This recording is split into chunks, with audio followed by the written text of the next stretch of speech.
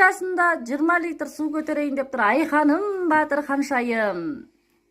Қараңыздар, Батырға куә болыңыздар.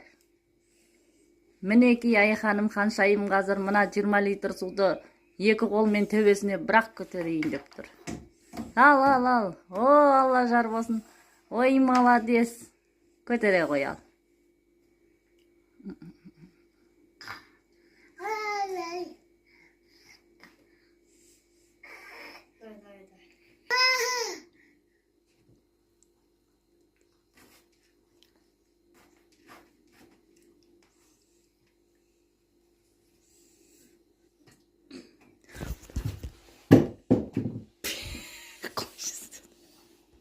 Жиырма литр суды көтеріп тастады, енді орындық көтерейін деп жатыр Айханым Ханшайым.